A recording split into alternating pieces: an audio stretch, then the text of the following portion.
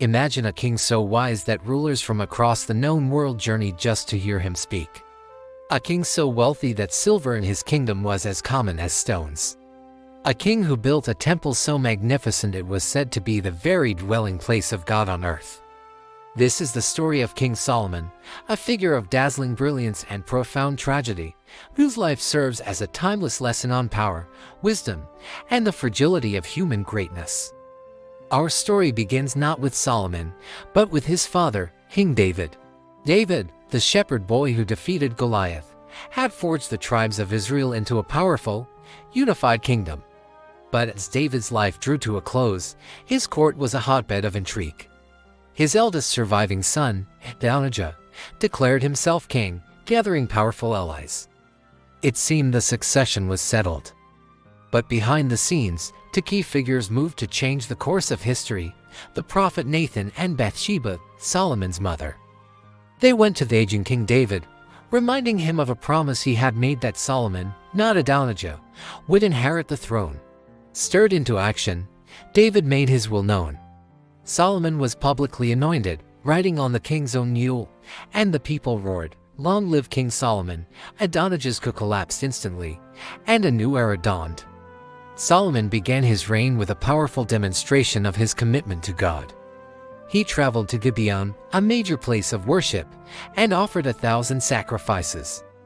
That night, God appeared to him in a dream and said, "Ask for whatever you want me to give you.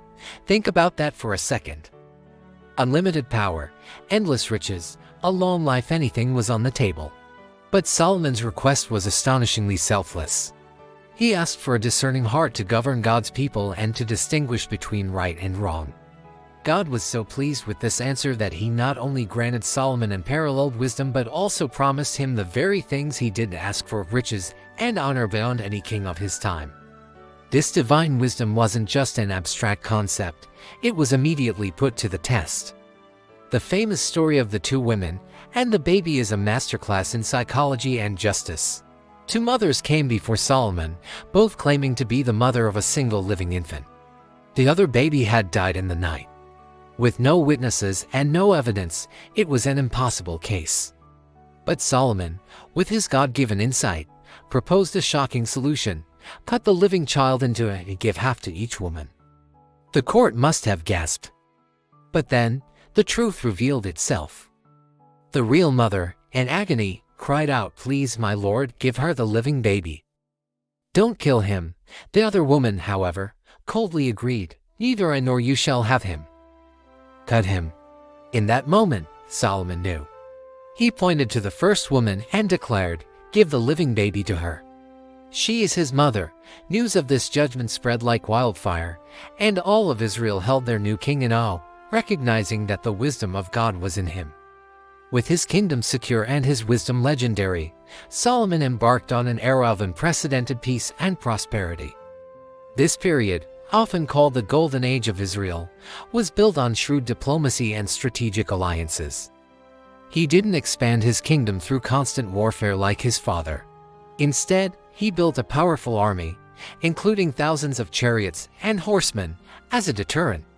He fortified cities and established trade routes that stretched from Arabia to the Mediterranean. One of his most significant political moves was marrying the daughter of the Pharaoh of Egypt, a powerful alliance that secured his southern border and brought immense prestige. Under Solomon's rule, the kingdom flourished. The Bible says that he made silver and gold as common in Jerusalem as stones, and cedar as plentiful as sycamore fig trees in the foothills. For the first time in its history, Israel was a major player on the world stage. The crowning achievement of Solomon's reign, the project that would define his legacy, was the construction of the first temple in Jerusalem. This was the fulfillment of his father David's lifelong dream. For 7 years, a massive workforce of tens of thousands of laborers and skilled craftsmen worked tirelessly. Solomon imported the finest materials, cedar and cypress from Lebanon, gold from Ophir, and massive, perfectly cut stones from the quarries. The temple was an architectural marvel, its interior overlaid with pure gold, intricately carved with cherubim, palm trees, and open flowers. At its heart was the Holy of Holies, a perfect cube, which housed the Ark of the Covenant, the most sacred object in all of Israel. When the temple was finally completed, Solomon held a magnificent dedication ceremony. As he prayed, a cloud, the very presence of God, filled the temple, signifying divine approval.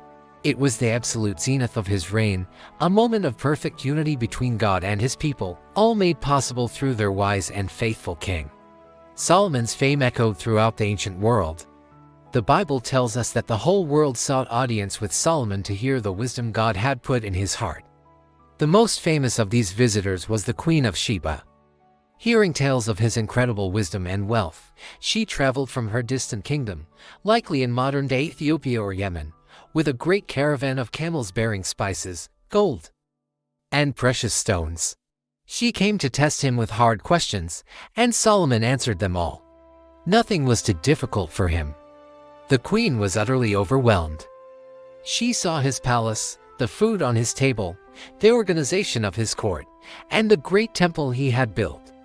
She famously declared, "The half was not told me. In wisdom and wealth you have far exceeded the report I heard." This visit wasn't just a courtesy call, it was a major diplomatic and trade event that further cemented Solomon's international reputation and brought even more wealth into his kingdom. But here, at the peak of his glory, the seeds of his downfall were already sown. The Bible presents a stark warning. The king of Israel was not to accumulate large numbers of horses, take many wives, or amass great quantities of silver and gold. Solomon, in his success, broke every one of these rules. His quest for strategic alliances led him to marry hundreds of foreign women princesses from Egypt, Moab, Ammon, and Sidon. The text says he had 700 wives of royal birth and 300 concubines. While these marriages were political tools to secure peace, they came at a terrible spiritual cost.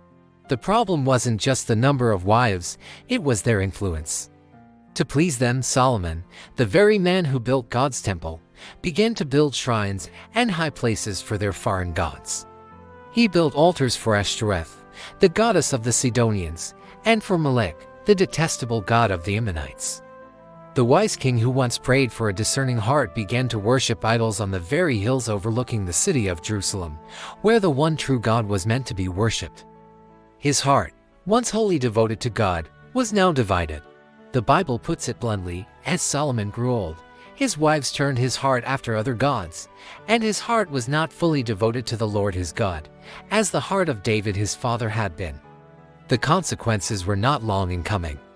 The same God who had appeared to him in a dream and granted him wisdom now appeared to him again, this time with a message of judgment. Because Solomon had broken his covenant and turned away, God declared that he would tear the kingdom away from him. However, out of respect for his father David, God would not do it in Solomon's lifetime. But the division was inevitable. The magnificent, unified kingdom that David had built and Solomon had glorified was going to be shattered. The divine protection that had guaranteed peace and prosperity was lifted. Adversaries began to rise up against Solomon, both from outside and from within. The peaceful end to his reign was over. The golden age was tarnishing. The final years of Solomon's life were marked by trouble and rebellion. The very success that defined his reign became a source of discontent. His massive building projects, the temple, his palace, the fortifications required heavy taxes and forced labor.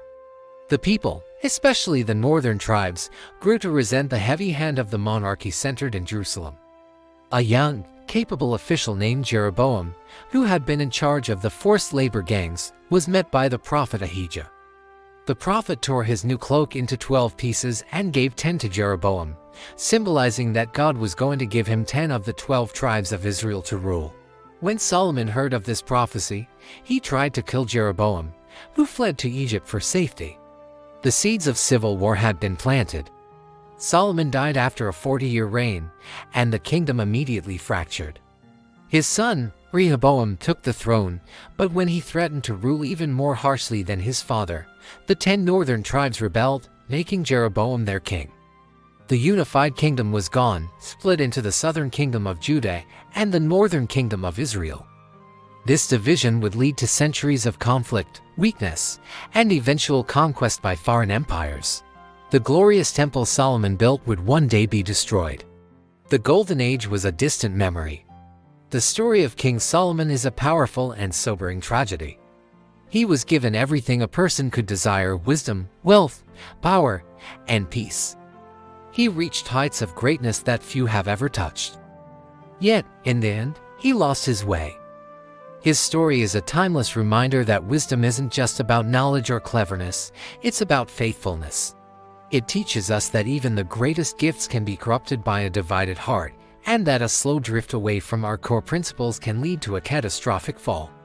Solomon's life stands as a testament to both the incredible potential of humanity and its profound capacity for self-destructs. Thank you for watching. If you found this story as fascinating as I do, be sure to like, subscribe, and hit that notification bell for more deep dives into history's most compelling figures.